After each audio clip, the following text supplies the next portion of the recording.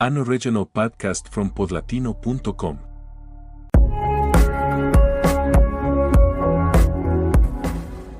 It's 6 in the evening. You're coming off a long day, with more things left unfinished than done. The bus you always take is usually 10 minutes late, and today it's been 25 with no sign of arrival. Your phone is at 8% battery.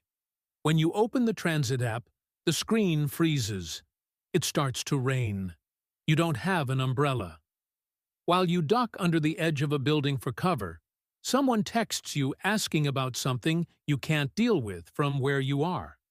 And then, as if the whole day had been waiting for exactly that moment, everything seems to want to fall apart at once.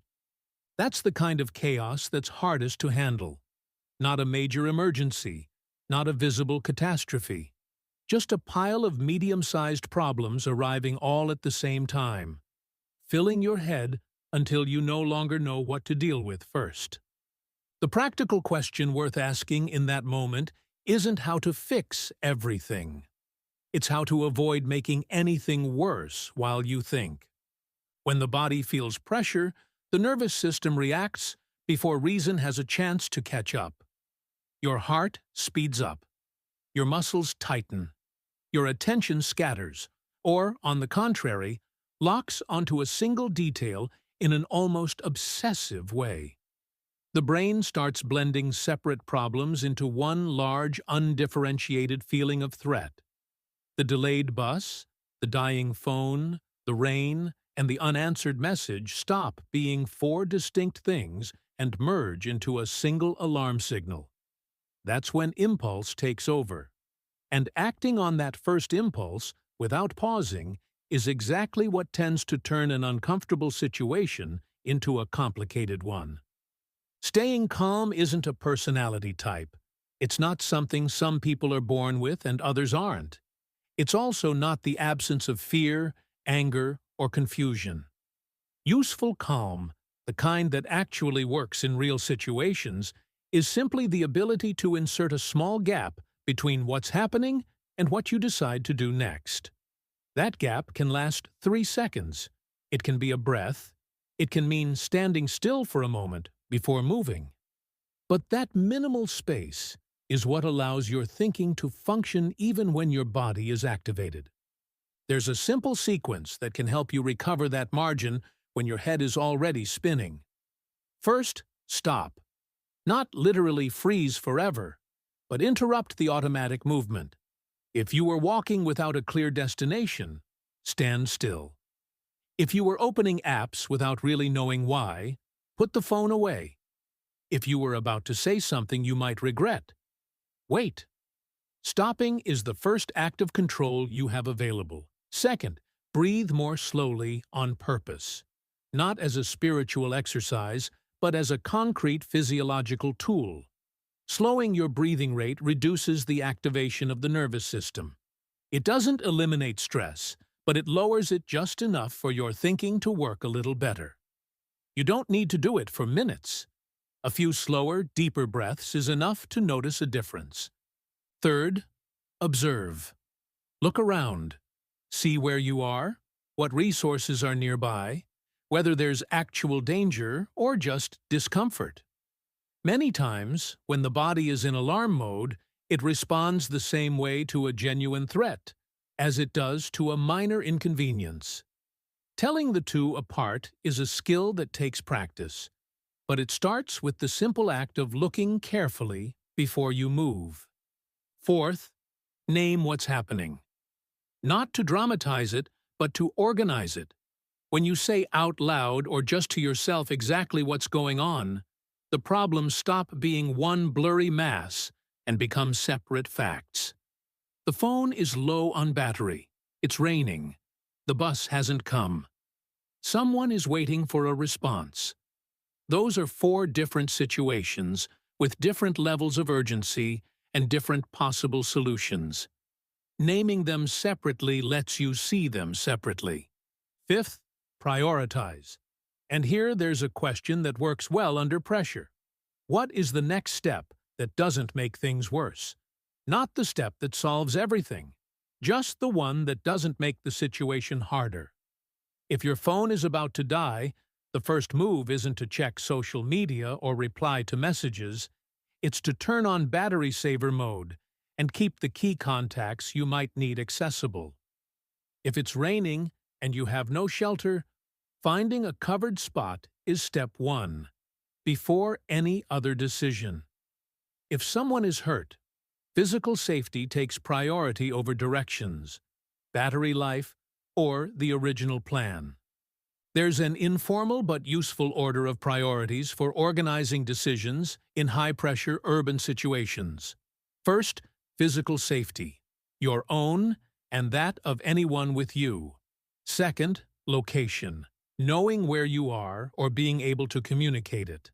Third, basic communication, having some way to reach someone you trust. Fourth, minimum resources, battery, water, cash, or access to a safe place. When everything feels urgent at the same time, running through that list mentally helps you figure out where to start. Urgency without that kind of priority leads to very specific mistakes. Walking without knowing where you're going wastes time and energy. Burning what's left of your battery scrolling through news or sending non-urgent messages could leave you without the ability to make the call that actually matters.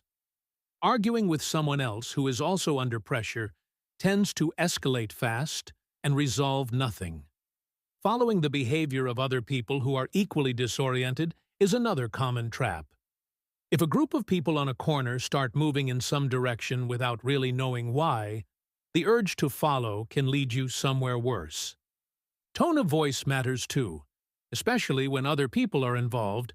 Speaking more slowly and using clear, specific sentences carries more useful information in less time and lowers collective tension. Saying exactly what happened, what's needed, and what each person is doing is more effective than talking a lot without saying much. When one person lowers their tone, others tend to do the same. Asking for help is another tool that often gets ruled out before it's even tried. Not because it doesn't work, but because it's hard to admit that a situation has moved beyond what you can handle alone. But asking for help early, with concrete information, can cut short a problem that would otherwise drag on unnecessarily. It's not a sign of weakness. It's a practical decision. It's also worth checking whether the original plan still makes sense. One of the biggest sources of pressure in difficult situations is the resistance to changing course. If the route you chose is blocked, pushing through it won't clear the way. If the place you were heading to is no longer an option, continuing in that direction only wastes resources. Turning back, going around, waiting, or picking a smaller alternative can be smarter than staying the course out of habit. Changing plans isn't failing. It's adapting to what's actually in front of you. The phone deserves its own mention. Under pressure, it can be a very useful tool or a constant source of noise that amplifies anxiety. Checking messages you can't respond to, reading confusing news, seeing that someone else posted about the same situation with no useful information, or opening apps that won't load can create the feeling that things are worse than they actually are. In critical moments, the phone is for calling, looking up a specific address, or letting someone know where you are. That's what the battery is worth saving for. All of this, the breathing, the pause, the order of priorities, the flexibility around plans, shares one important feature. It's learned before you need it. Real pressure isn't the best time to discover how you react under pressure. The smaller, everyday situations, waiting longer than expected, running late for something, losing something with no serious consequences, dealing with discomfort that has no immediate exit, are opportunities to start understanding your own reactions. To notice whether your instinct is to move without thinking, to freeze, or to look for someone to blame. Knowing your own pattern is already a form of being more prepared. When everything goes wrong at once, staying calm doesn't fix the rain or make the bus appear, or charge your phone. But it can stop you from adding more disorder to the problem that already exists. You can't control what starts to break down around you. What you can do is try to recover that small margin between what's happening and what you do next. Staying calm isn't standing still and waiting for something to change. It's finding the next safe step when your mind wants to run in every direction at the same time. And more often than not, that step is smaller and simpler than it looks from inside the noise.